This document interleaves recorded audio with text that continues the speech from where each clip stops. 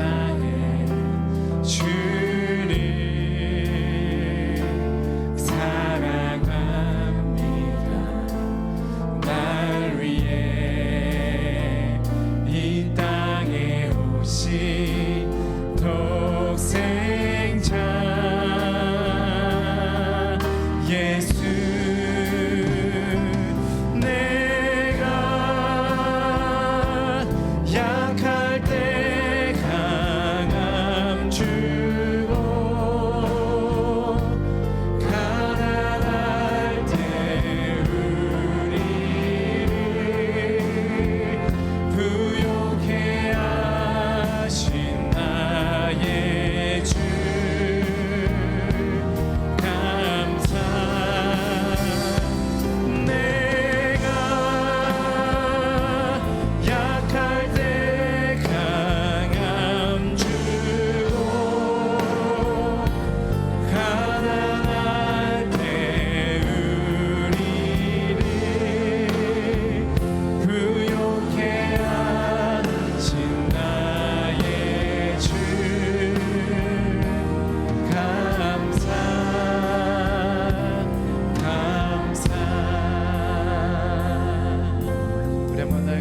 거룩하신 거룩하신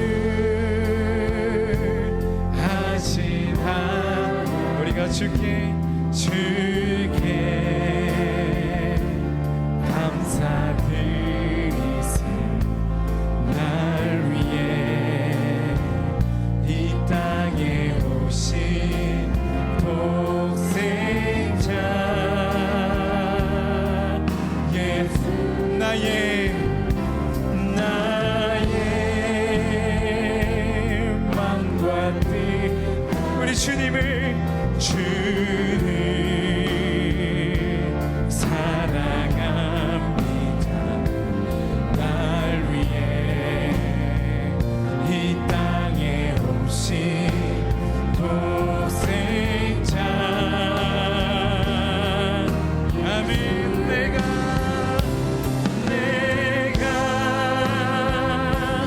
약할 때 강함 주고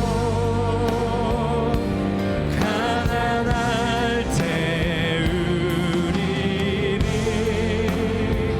부욕해 하신 나의 주 감사 내가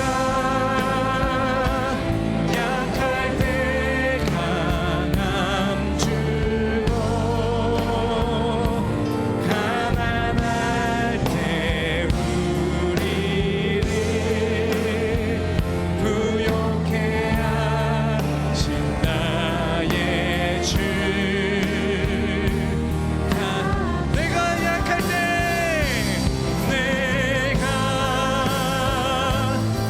약할 때 강함 주고 가난할 때 우리를 부욕해 하신 나의 주 믿으십니까? 내가 약할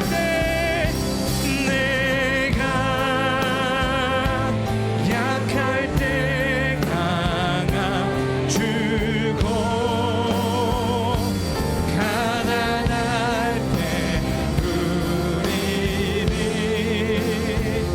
부욕해 하신 나의 주 감사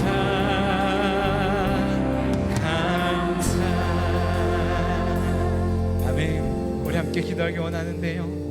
우리에게 강함이신 주님, 그 주님을 더욱더 붙드는 우리를 부욕해 하시는 주님, 그 주님을 더욱더 붙드는 그 축복을 바라보는 우리가 되게 하여 주시옵소서. 라는 기도 제목으로 함께 기도만 나갑니다. 기도하겠습니다. 아버지 감사함을 드립니다. 아버지 하나님, 내가 약할 때 강함을 주시는 그 주님을 바라봅니다. 아버지 내가 가난할 때 나에게 부유함을 주시는 그 주님을 바라봅니다. 날 위해 이 땅에 오신 독생자 예수 그 주님을 바라봅니다. 아버지 주님을 보게 해주시고 주님을 의지하게 해주시고 주님을 인하여서 힘을 얻는 아버지 주님을 인하여서 살아가는 우리가 되게 하여 주시옵소서. 주님 주신 그 축복으로 바라보게 하여 주시고 오늘 주께 주시는 그 은혜만을 바라보는 우리가 되게 하여 주시옵소서. 아버지 하나님 주님 주님만을 찬양하며 나가기 원합니다. 아버지 하나님 주님 주시는 그 은혜를 바라보고 나가기 원합니다. 아버지 함께 해주시고 우리 가운데 주님이 인도하여 주시고 좌정하여 주시고 우리 상관의 주님의 은혜를 더하여 주시옵소서. 주께서 함께 하심을 믿습니다. 주님 역사하여 주심을 믿습니다.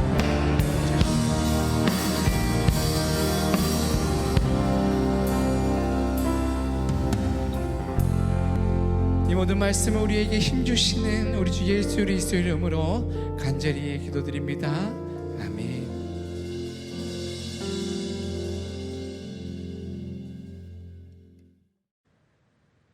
할렐루야. 성도 여러분, 3일간도 평안하셨습니까? 오늘은 바깥에 비가 내리고 있고요. 비만 올 뿐이 아니라 날씨가 매우 추워졌습니다. 추워진 날씨, 또 낮과 밤의 일교차가 심한 날씨인데 특별히 건강에 유의하시고 또 강건하게 한 주간을 보내시기를 간절히 바랍니다. 오늘 우리에게 주시는 하나님의 말씀을 함께 보겠습니다. 구약성경 창세기 15장입니다. 창세기 15장 7절부터 21절까지 말씀을 함께 보도록 하겠습니다. 창세기 15장 7절에서 21절입니다. 함께 읽겠습니다. 또 그에게 이르시되 나는 이 땅을 내게 주어 소유를 삼게 하려고 너를 갈대인의 우르에서 이끌어낸 여호와니라. 그가 이르되 주 여호와여 내가 이 땅을 소유로 받을 것을 무엇으로 알리이까? 여호와께서 그에게 이르시되 나를 위하여 3년 된 암소, 3년 된 암염소, 3년 된 숫양과 산비둘기와 집비둘기 새끼를 가져올지니라. 아브라함이 그 모든 것을 가져다가 그 중간을 쪼개고 그 쪼갠 것을 마주 대하여 놓고 그 새는 쪼개지 아니하였으며 솔개가 그 사체 위에 내릴 때에는 아브라함이 쫓았더라. 해질 때에 아브라함에게 깊은 잠이 임하고 큰 흑암과 두려움이 그에게 임하였더니 여호와께서 아브라함에게 이르시되 너는 반드시 알라. 내 자손이 이방에서 객이 되어 그들을 섬기겠고 그들은 400년 동안 내 자손을 괴롭히리니 그들이 섬기는 나라를 내가 징벌할지며 그 후에 내 자손이 큰 재물을 이끌고 나오리라.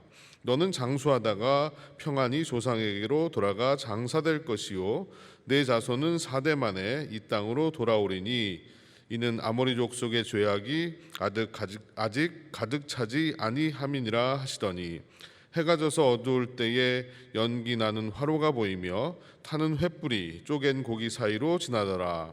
그날에 여호와께서 아브라함과 더불어 언약을 세워 이르시되 내가 이 땅을 애굽 강에서부터 그 큰 강 유브라데까지 내 자손에게 주노니 곧 겐 족속과 그니스 족속과 감몬 족속과 헷 족속과 브리스 족속과 르바 족속과 아모리 족속과 가나안 족속과 기르가스 족속과 여부수 족속의 땅이니라 하셨더라. 아멘.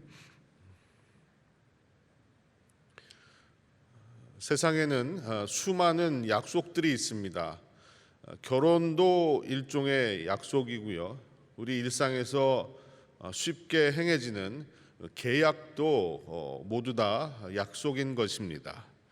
또한 사회법이나 도덕이나 규범 같은 것들도 사회 구성원들이 암묵적으로 지킬 것을 약속하고 또 그것을 함께 공유하고 있는 것입니다. 이런 약속들은 그 약속만이 아니라 그 약속을 꼭 지키겠다는 서약도 하게 됩니다. 결혼 서약도 그 중에 하나일 수 있고요. 또 우리가 계약서를 쓰고 거기에다 사인을 하는 것도 내가 이 약속을 꼭 지키겠다는 서약과 같은 것입니다. 하지만 인간은 약속에 신실한 존재가 아니기 때문에 서약을 한다 할지라도 이 약속을 지키지 못하고 깰 때가 자주 있다는 것이죠. 그래서 현대 사회는 이 약속을 해서 약속을 잘 지키는지 지키지 않는지를 가지고 신용도라는 것으로 평가를 하게 됩니다. 신용도가 높다라고 하면 이 사람은 약속을 잘 지키는 사람이다라는 뜻이고, 신용도가 낮다라고 하면 약속을 잘 지키지 않는 사람이다. 미국에서는 그것을 크레딧 점수라고도 얘기를 하는데, 물론 물질적인 경제적인 것들만을 계산해서 평가하는 것이기도 하지만 그것은 전체적으로 이 사람이 얼마나 약속에 신실한 사람인가 그렇지 않은 사람인가를 평가하는 방법이 될 수 있다는 것이죠. 약속은 하기는 쉽지만 약속을 지킨다는 것은 결코 쉽지가 않습니다. 인간은 이처럼 약속에 신실하지가 못한 존재입니다. 그러나 하나님은 다르십니다. 하나님은 약속에 신실하신 분이십니다. 이 말은 하나님께서는 그 약속을 꼭 지키고 행하시는 분이시다라는 말입니다. 오늘 본문 말씀에서도 약속에 신실하신 하나님의 모습을 우리에게 보여주고 있습니다. 지난 시간 하나님께서는 아브라함에게 내 자손을 하늘의 별과 같이, 수많은 별과 같이 내 자손을 허락해 줄 것이다 라고 말씀을 하셨습니다. 그리고 하나님께서는 당신이 하신 약속을 반드시 지키겠다라고 이야기를 하신 거죠. 사실 인간적으로 봤을 때 아브라함의 상황은 나이도 많이 들었고요. 현실적으로 자녀를 생산할 수 없는 그런 상황이었습니다.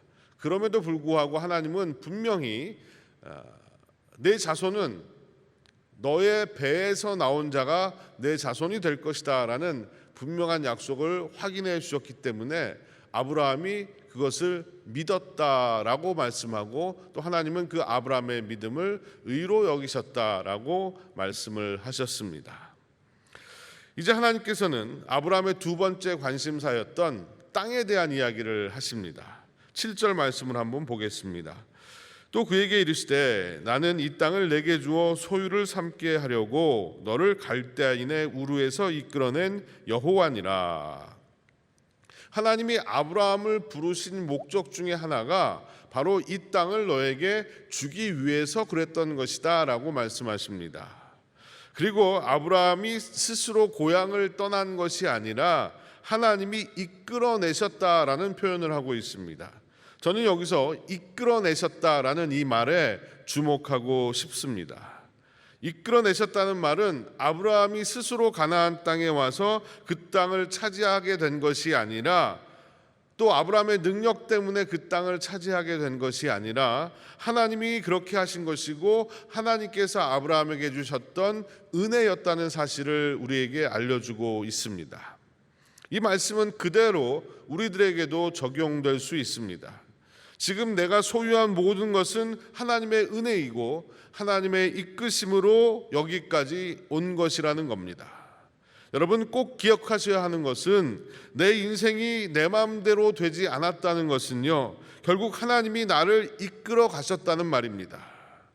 지금 내 뜻대로 일이 풀리지 않는다면 내가 알지 못하는 곳으로 하나님이 나를 이끌어가고 계시는 겁니다. 우리가 하나님의 이끄심을 분명히 믿어야만 시간이 오래 걸리더라도, 또 내가 원하고 바라는 대로 일이 되지 않을지라도 우리는 견디고 기다릴 수가 있는 것입니다. 어린 자녀가 부모의 손에 이끌려서 자라나듯이 결국 우리도 마찬가지입니다. 하나님이 우리를 이끄셔야만 이 땅을 살아갈 수가 있는 것입니다. 제가 어릴 적 이런 기억이 있는데요. 한참 친구들이랑 막 재밌게 놀고 있는데 어머니가 부르시는 겁니다. 그리고 어딜 가자고 그러시는 거예요. 그래서 저는 싫다고 하면서 막 짜증을 내고 불평을 했습니다. 그런데도 어머니가 꼭 가야 된다라고 하셔서 저는 어머니의 손에 이끌려서 어디론가 따라갔습니다. 따라갔는데 어머니가 저를 데리고 가신 곳은 백화점이었습니다. 백화점에 가셔서 제 옷도 사주시고 또 맛있는 음식도 사주셨습니다. 저는 너무나 좋았습니다. 제가 어머니의 손에 이끌려서 그곳에 감으로 말미암아 저는 더 좋은 것을 얻을 수가 있었던 것이죠. 이처럼 어린 저는 어머님의 손에 이끌려서 살아왔던 것입니다. 내 스스로가 무언가를 만들어내고 내 스스로가 무언가를 입을 것을 사고 먹을 것을 사고 그렇게 해서 제가 성장하고 자라난 것이 아니라는 겁니다. 저는 아무것도 모르지만 저에 대해서 너무나도 잘 아시고 제 필요를 잘 아시는 어머니께서, 또 부모님께서 저를 이끄셔서 지금의 이 자리까지 오게 된 것입니다. 여러분, 아브라함을 이끄신 하나님이 오늘 저와 여러분을 이끌어 주셨습니다.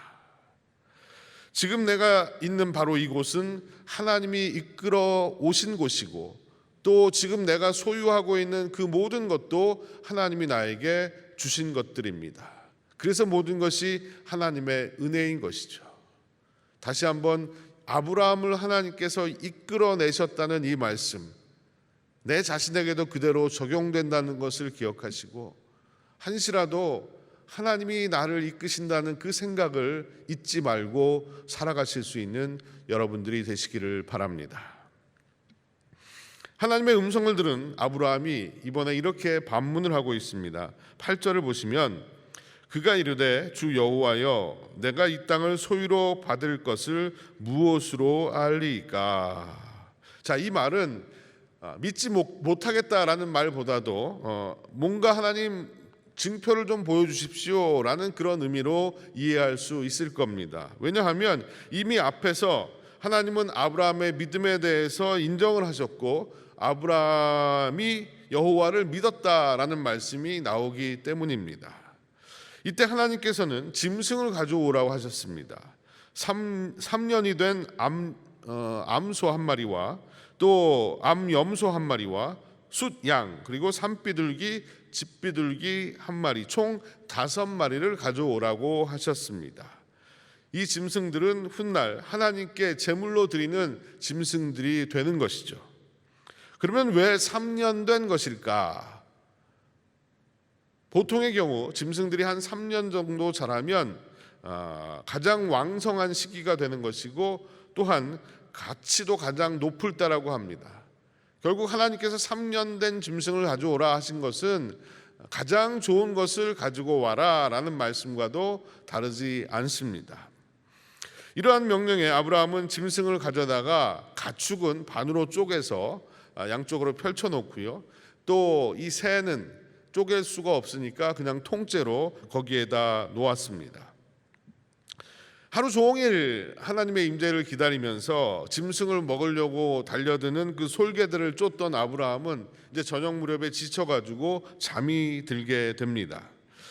이때 큰 흑암과 어두움이 아브라함을 엄습하게 되는데 여기서 흑암과 어두움이 엄습했다라는 것은 앞으로 일어날 일에 대한 복선을 우리에게 보여주고 있는 것입니다. 하나님께서는 약속대로 땅을 주시겠지만 땅을 얻게 될 때까지는 여러 가지 어려움이 있을 것이다 라는 사실을 보여주는 것이죠. 그리고 어떤 어려움이 있을지를 하나님께서 이렇게 말씀해 주십니다. 13절에서 16절 말씀을 제가 한번 읽어보겠습니다. 여호와께서 아브라함에게 이르시되 너는 반드시 알라 내 자손이 이방에서 객이 되어 그들을 섬기겠고 그들은 400년 동안 내 자손을 괴롭히리니 그들이 섬기는 나라를 내가 징벌할지며 그에게 내 후손이 큰 재물을 이끌고 나오리라. 너는 장수하다가 평안히 조상에게로 돌아가 장사될 것이요 내 자손은 4대 만에 이 땅으로 돌아오리니 이는 아모리 족속의 죄악이 아직 가득 차지 아니함이니라 하시더니. 여기서 이 반드시 알라라는 이 말씀이 중요한데 두 가지를 알라라고 하신 것입니다. 첫째는 너와 내 자손에게 약속한 땅을 반드시 줄 것이라는 것을 알아야 된다라는 말씀이고요. 두 번째는 그 땅을 받기까지는 내 자손이 400년 동안 남의 나라에서 종살이를 하게 되고 4대가 지난 후에 약속의 땅에 들어간다는 사실을 반드시 알아야 된다라는 말씀인 겁니다. 여기서 우리가 기억해야 되는 것도 두 가지입니다. 하나는 하나님의 약속은 반드시 이루어진다는 사실과 또 하나는 먼저 오랫동안 종살이와 압제가 있을 것이다 라는 사실입니다. 그렇다면 우리는 이런 생각을 할 수 있습니다. 이왕 주실 거면 그냥 주시지 왜 굳이 400년 동안 힘들게 하고 이스라엘 백성에게 땅을 주시겠다고 하시는 건가? 도무지 이해가 되지 않는다라는 생각을 하실 수도 있습니다. 이에 대해서 시편 기자가 이런 고백을 하죠.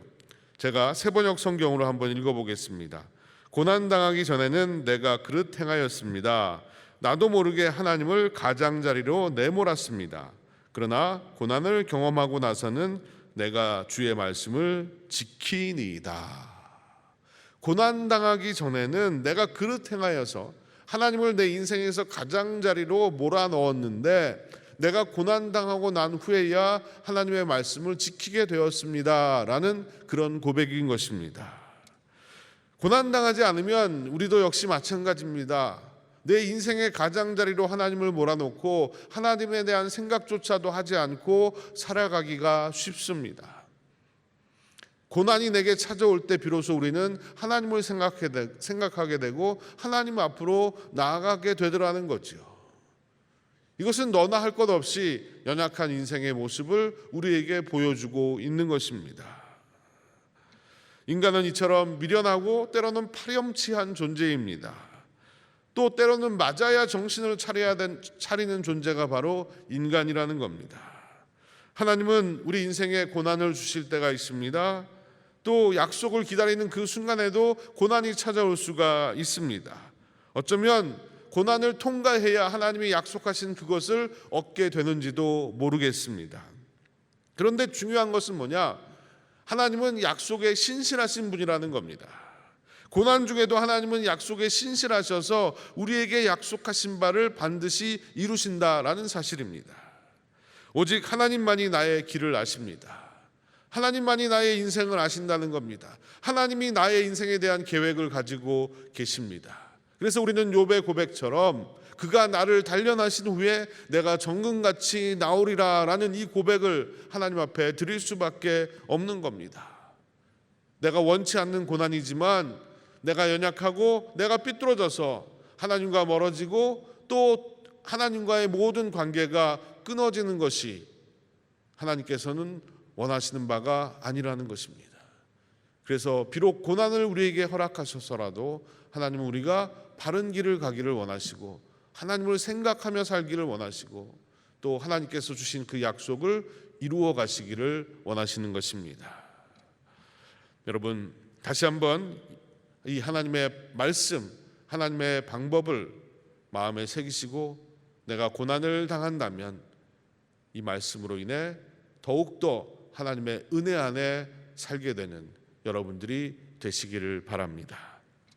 이제 드디어 하나님은 자신이 말씀하신 것을 확증하실 시간이 되었습니다. 그래서 이제 해가 지고 어두울 때 하나님을 상징하는 횃불이 아브라함이 쪼개놓은 짐승들 사이로 지나가십니다. 그리고는 남쪽으로는 애굽강에서 북쪽으로는 유프라데스 강 사이에 있는 모든 땅을 주시겠다라고 말씀하십니다. 우리가 여기서 또 눈여겨봐야 될 것이 하나 있는데 그것은 그 횃불이 쪼개진 고기 사이로 지나갔다는 것입니다. 고대 사람들이요, 언약이나 계약을 체결하는 방식은요, 계약을 체결한 쌍방이 짐승을 반으로 쪼개놓고 그 쪼개놓은 사이를 지나가는 겁니다. 왜 이렇게 하냐 하면 만약 둘 중에 하나라도 계약을 어기거나 위반을 하면 죽은 짐승처럼 너희들도 죽는다라는 사실을 쌍방이 약속을 하는 겁니다. 그래서 언약을 세운다는 뜻이 히브리 말로 베리트라는 말인데 이 말은 쪼갠다라는 그런 뜻을 가지고 있습니다. 그런데 본문의 장면은 쌍방, 양쪽이 다 그 쪼갠 짐승 사이로 지나간 것이 아니라 하나님만 쪼갠 짐승 사이로 지나가셨습니다. 이 사실은 무엇을 말하는 것일까요? 하나님이 모든 것을 다 책임지신다는 겁니다. 아브라함이 어떻거나 상관없이 하나님께서 반드시 이 약속을 지키실 것이다 라는 것을 보여주는 거예요. 아브라함은 이 약속을 지킬 수 있는 존재가 못 됩니다. 그럼에도 불구하고 하나님은 당신께서 이 모든 것을 책임지시고 지켜주시겠다는 표시로 쪼갠 짐승 사이로 지나가신 것입니다. 여러분, 이것이 바로 우리 인간을 향한 하나님의 은혜요, 하나님의 사랑인 겁니다. 아브라함을 그렇게 사랑하시고 은혜를 베푸셨던 그 하나님이 오늘 저와 여러분도 동일하게 사랑하시고 그 놀라운 은혜를 우리에게 허락해 주십니다. 우리는 이 하나님의 자녀라는 사실을 늘 기억하면서 하루하루를 살아야 할 것입니다. 여러분, 하나님은 나의 하나님이 되십니다. 다른 누구의 하나님, 물론 다른 누구의 하나님도 되시지만 하나님은 나의 하나님이십니다. 이 나의 하나님을 향한 우리의 믿음, 우리의 고백이 날마다 하나님을 높이고 찬양하는 고백이게 되기를 간절히 소망합니다. 여러분, 믿음의 시간에는 기다림이 있습니다. 기다림만 없어도 믿는 것이 그렇게 어렵지 않을 수 있습니다. 또 우리에게 가장 큰 도전은 바로 기다린다는 겁니다. 좀처럼 응답하시지 않는 하나님을 기다린다는 것은 쉬운 일이 아닙니다. 좀처럼 길이 열리지 않는 순간에도 우리는 기다려야 합니다. 기다리는 것이 곧 믿음이기 때문입니다. 믿음이 없으면 기다림도 없습니다. 반대로 기다리지 못한다는 것은 믿지 못한다는 겁니다. 여러분, 여러분의 기다림은 어느 정도입니까? 오늘 이 시간 하나님을 향한 나의 기다림은 어느 정도인지를 깊이 한번 생각해 보시길 바랍니다. 저는 제 마음이 늘 조급할 때마다 되새기는 말이 하나 있습니다. 기다리면 이삭이고 기다리지 못하면 이스마엘이다. 기다리면 이삭이고 기다리지 못하면 이스마엘이다. 믿음으로 기다렸던 아브라함도요, 뒤에 가면 기다리지 못해서 자기 마음대로 이스마엘이라는 아들을 낳게 됩니다. 그 결과 이 이스마엘이 아브라함의 후손들의 발목을 잡게 되더라는 거죠. 하나님께서 그의 믿음을 의로 보셨고 그를 칭찬하셨는데 아브라함도 참고 기다림의 시간이 있었지만 결국은 이런 실수를 저지르고 말았다는 것입니다. 여러분, 이 아브라함의 모습을 보면서 우리는 기다린다는 것이 얼마나 어려운 일인가를 다시 한번 깨닫게 됩니다. 하지만 여러분, 기다릴 때 약속의 자녀 이삭을 얻게 되는 것입니다. 기다리지 못하면 이스마엘이라는 불행의 씨앗을 얻게 된다는 사실을 기억하시기 바랍니다. 이진희 목사님이 쓰신 광야를 살다라는 책에 이런 말씀이 나옵니다. 지금까지 기다렸는데도 강간무소식인가? 한 달만 더 기다리면 될지도 모른다. 물론 1년을 더 기다려야 할지도 모른다. 어쩌면 10년을 더 기다려야 할지도 모른다.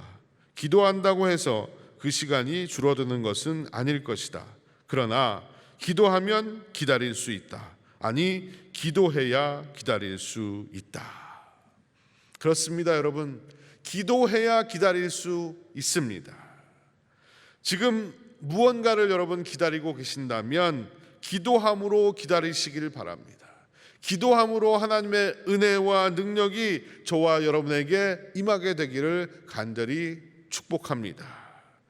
또 한 가지 중요한 것은요, 우리는 아브라함이 하나님의 약속을 기다렸다라고 생각하지만 엄밀히 말하면 하나님이 아브라함을 기다리신 겁니다. 의심하고 실수하고 넘어지는 그 아브라함을 하나님께서 의롭다고 여겨주시고 참고 기다리셔서 인간을 만들어 가신 겁니다. 여러분, 하나님의 기다림이 없으셨다면 믿음의 조상도 없었을 겁니다. 지금도 나를 기다리시는 그 하나님을 보실 수 있기를 바랍니다. 연약하고 쓰러지고 넘어지고 죄와 벗하며 살고 있는 나를 지금도 하염없이 기다리시는 아버지의 마음을 잊지 마시기 바랍니다. 자식이 돌아오기를 동구밭까지 나가서 매일매일 기다리며 가슴 졸이는 탕자의 아버지의 마음, 그 마음을 오늘 우리도 기억해야 한다는 것입니다. 우리가 그 아버지의 마음을 조금이라도 안다면 우리는 그 아버지께로 한 걸음 한 걸음 가까이로 다가가야 하는 것입니다. 사랑하는 여러분, 오늘도 나를 기다리시는 그 아버지의 마음을 잊지 마시길 바랍니다. 그리고 하나님을 멀리 떠나 방황하는 삶이 아니라 하나님께 더욱더 가까이 나아가는 삶을 살아가는 우리 모두가 되기를 간절히 소원합니다. 여러분, 하나님은 반드시 약속을 지키십니다. 약속을 지키시려고 당신의 아들을 십자가에 내어주신 분이 바로 아버지 하나님이십니다. 자기 아들을 아끼지 아니하시고 우리 모든 사람을 위하여 내어주시니가 어찌 그 아들과 함께 모든 것을 우리에게 주시지 아니하겠느냐. 여러분, 이 말씀을 잊지 마시길 바랍니다. 왜 하나님의 아들이 매맞음과 못박힘과 창에 찔림과 눈물과 고통과 비참함을 겪어야 했습니까? 바로 하나님과 우리와의 약속을 지키시기 위함이었다는 겁니다. 우리를 구원하고자 하시는 하나님의 그 약속을 이루시기 위해서 당신의 아들이 이 고난과 아픔과 상처를 받으신 것입니다. 여러분, 그런 하나님이라면 어찌 우리와 약속을 지키지 않으시겠습니까? 이런 하나님을 믿지 않는다면 우리는 누구를 믿으며 살겠습니까? 다시 한번 오늘 분명하게 우리에게 하시는 이 말씀, 약속에 신실하신 그 하나님을 의지하며 때로는 기다려야 할지라도, 때로는 약속이 이루어지지 않는 것처럼 보일지라도 우리가 그 하나님을 온전히 믿고 의지하며 기다릴 때 하나님께서는 우리 모두에게 분명한 약속의 증거를 보여주시고 또한 약속을 이루어 주실 줄로 믿습니다. 오늘도 여러분 이 약속을 지키시는 하나님, 신실하신 하나님을 믿는 믿음으로 하루하루를 사시게 되기를 주님의 이름으로 축원드립니다. 기도하시겠습니다. 나의 아버지, 나의 하나님, 연약한 우리를 돌보시고 인도하시며 이끌어 주시는 아버지 하나님 감사합니다. 하나님의 이끄심이 없었으면 우리는 오늘 이 자리에 있을 수 없음을 고백합니다. 이끄실 뿐만이 아니라 우리와의 약속을 신실히 지키시는 아버지임을 고백합니다. 아브라함과의 약속을 지키시겠다 말씀하시고 고난 중에라도 고통 중에라도 반드시 그 약속을 이루신다고 약속하신 그 하나님을 바라봅니다. 오늘 우리 인생에도 고난이 있고 아픔이 있고 또 괴로움이 있습니다. 하지만 하나님이 우리에게 주셨던 구원의 약속, 천국의 약속은 변치 않는 약속인 줄로 믿습니다. 또한 우리를 사랑하셔서 우리가 가장 좋은 길로, 선한 길로 가도록 우리를 도우시고 인도하시고 역사하시는 하나님이신 줄로 믿습니다. 내 계획과 내 뜻대로 되지 않는 일이 많이 있지만 그럼에도 불구하고 하나님은 나를 이끌고 계시고 하나님의 계획 가운데, 섭리 가운데 나와 함께 하심을 믿습니다. 이 믿음으로 살게 하여 주시옵소서. 그리고 하나님의 약속을 굳게 믿고 나아갈 때 우리의 인생에 하나님의 약속의 열매들이 주렁주렁 맺혀질 수 있도록 주님께서 축복해 주실 줄로 믿습니다. 사랑하는 빈내리의 모든 성도들을 주님께서 기억하여 주시옵시고 오늘도 각자가 처해진 환경 가운데 하나님이 나를 여기까지 인도하셨고 또 앞으로도 인도하실 것이라는 분명한 믿음으로 승리하며 살게 되는 우리 빈내리의 모든 가족들 되게 하여 주시옵소서. 감사드리며 이 모든 말씀을 예수님의 이름으로 기도드리옵나이다. 아멘. 축도하겠습니다. 지금은 우리 구주 예수 그리스도의 한량없는 은혜와 아버지 하나님의 놀라우신 사랑과 성령님의 감화감동 역사하심이 주님의 약속을 굳게 믿고 지금까지 나를 이끌으셨음을 고백하며 또 이끌어 가실 것을 믿으며 살기를 소원합니다. 이런 고백으로 주님을 예배한 사랑하는 빈내리의 모든 성도들, 그들의 가정과 일터 위에 주님의 교회 위에 영원토록 함께 하시옵기만을 간절히 축원하옵나이다. 아멘.